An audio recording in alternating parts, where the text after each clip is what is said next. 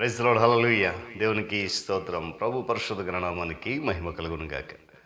పులిసినందు పిల్లరా, దేవుడు తన మహాకృపను బట్టి మరలా నూతన ఉదయకాల సమయం, ప్రాముఖ్యంగా రెండవ మాసం చివరి పరిశుద్ధ దినములు ఇటు రీతిగా ఆయన పాద సముఖములో ఉండి స్తుతించి గణపరచడానికి ప్రభు కృపనిచ్చినందును బట్టి ఆయన శ్రేష్ఠమైన నామమునకి మహిమ, ఘనత, ప్రభావం కలుగును గాక. కుడిసినందు పెళ్ళిన దైవజనులకు, స్నేహితులు, విశ్వాసులు, సహోదరి సహోదరులు, ఈ కార్యక్రమాన్ని వీక్షిస్తున్న ఆత్మీయులందరికీ కూడా యేసుక్రీస్తు వారి ప్రశస్తమైన నామంలో ఉదయకాలపు శుభాలు మరియు వందనాలు తెలియజేస్తాను. బాగున్నారు కదా?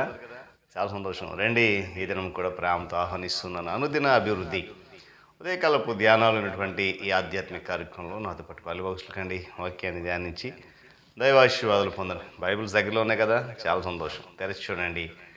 లేని పక్షాన చదివే మాట వినండి, గ్రహించి వాక్య దినాల పాలిభాషలు కమ్మని మనం చేస్తూ నేటి దిన ధ్యాన వాక్యంగా 90వ సంకీర్తన 11వ చరణాన్ని చదువుతా ఉన్నాను. నీ ఆగ్రహ బలము ఎంతో ఎవరికి తెలియను, నీకు చెందవలసిన భయము కొలది పుట్టు, నీ క్రోధము ఎంతో ఎవరికి తెలియను.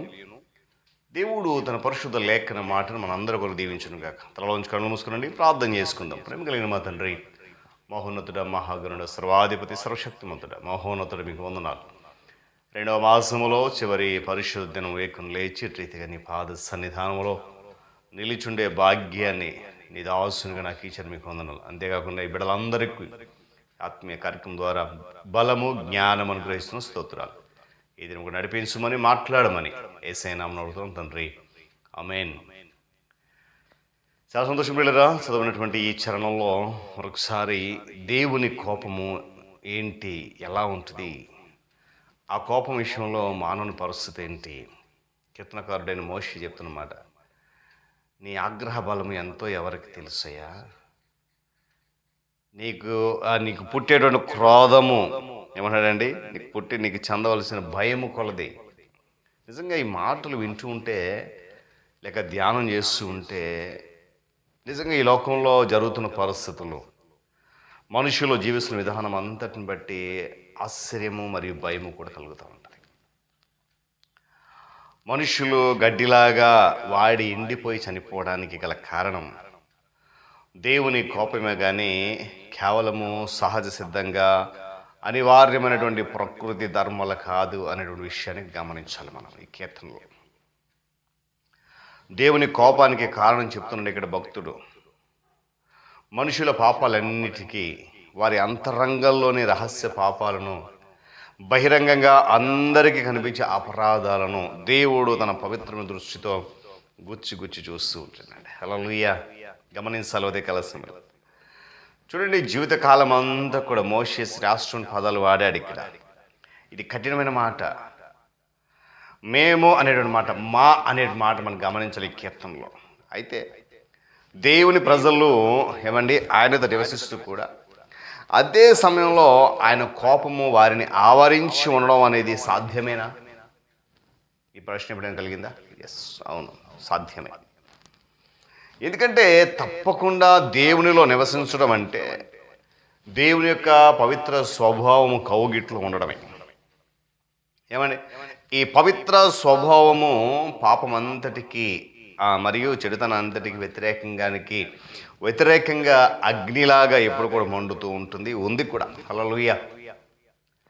పురాతన కాలంలోని వారు దాదాపు 1000 ఏళ్ల దాకా జీవించారు. ఆదికాండం 5వ అధ్యాయం చూడండి. మెతూషెల అనే భక్తుడు 900 సంవత్సరాలు పైబడి జీవించాడు. దానితో పోల్చుకుంటే ఈ 70-80 సంవత్సరాలు చాలా తక్కువ కదండి. అయినా కూడా బాధలు అనుభవించిన విశ్వాసులకు ఇది సరిపోతుంది. పశ్చాత్తాపపడిన పాపులకు ఇది చాలా ఎక్కువ. వారు ఎంత దీర్ఘకాలం జీవిస్తే తమ కొరకు ఉగ్రతను, శిక్షను అంత ఎక్కువగా పోగు చేసుకుంటూ ఉంటున్నారన్నమాట. పాపానికి వ్యతిరేకంగా దేవుని కోపం ఎంత భీకరం అంటే, ఎంత గొప్పదంటే, ఎంత తీవ్రం అంటే ఏ మనిషి కూడా దాన్ని తెలుసుకోలేడు, దాన్ని దరి చేరుకోలేడు, అర్థం చేసుకోలేడు. బైబిల్లో కొన్ని భీకరమైన మాటల ద్వారా ఆ కోపం వెల్లడైంది. చాలా రెఫరెన్స్లు ఉన్నాయి, ఈ సమయం కాదు మనకి. అయితే వీళ్ళు గమనించండి, బైబిల్లో దేవుని కోపములోని శక్తి అతియోశక్తిగా చెప్పబడలేదు. అసలు దాన్ని ఎక్కువగా నొక్కి చెప్పడం అసాధ్యం. అందుకంటే నీ ఆగ్రహ బలం ఎంతో ఎవరికి తెలుసాయా? ఒక ప్రశ్న అనేది వస్తుంది ఇక్కడ. అది ఎంత భయంకరమైనదో, ఎంత భీకరమైనదో, ఎంత హడలు పుట్టించేదో మాటల్లో చెప్పనవి కావు. దానికి భయపడక దానిని తేలిగ్గా తేలిక విషయంగా కొట్టిపారేసేవాళ్ళు, తేలిగ్గా తీసుకునేవాళ్ళు, అసలు మొత్తంగా దాన్ని నమ్మని వారు ఎంత అవివేకులో, ఎంత దుర్మార్గులో గమనించాలి. ఉదయకాల పిల్లలు గమనించండి. గడిచిన దినాన్ని కొనసాగిస్తున్న ఈ మాట, దేవుని కోపం మానవునికి క్షీణత. ఎంత దేవుని కోపం ఎవరికి తెలియదండి, ఎవరికి తెలియదు. ఒకవేళ ఆ కోపం వస్తే మనము ఎవ్వరము కూడా భూమి మీద నిలబడలేము. చాలా భయంకరం. అందుకే తెలియదు ఎవరికి అంటాడు కదా, నీ ఆగ్రహ బలం ఎంత ఎవరికి తెలుసయ్యా? నీ వలన ఆ క్రోధం వలన పుట్టే భయము ఎంత ఎవరికి తెలుసయ్యా? నిజమే కదా. కాబట్టి పిల్లరా, దేవునికి కోపాన్ని రప్పించవద్దు. ఆయన సన్నిధిలో ఆయనకు అనుకూలమైన వారికి, ఆయనకు భయభక్తులు కలిగి మంచి వారిగా విశ్వాసం నడుస్తూ దేవునికి అనుకూలంగా ఉండి ఆయన కోపానికి దూరంగా మారి ఆయన ప్రేమకు దగ్గర అవుతాం. దేవుడి మాటలు మనకు దీవించును కాక. తలవంచి కళ్ళు మూసుకునండి, ప్రార్థన చేద్దాం. ప్రేమ కలిగిన తండ్రి వందనాలు. మరొక నూతన ఉదయ కాలంలో వేకున్నట్టు రీతిగా నీ పాద సమ్ముఖంలో ఉండి మీ నామాన్ని స్తుతించి ఆరాధించి గణపరచగలిగే చక్కటి శ్రేష్టమైన అవకాశం మాకు ఇచ్చారు. మీకు వందనాలు.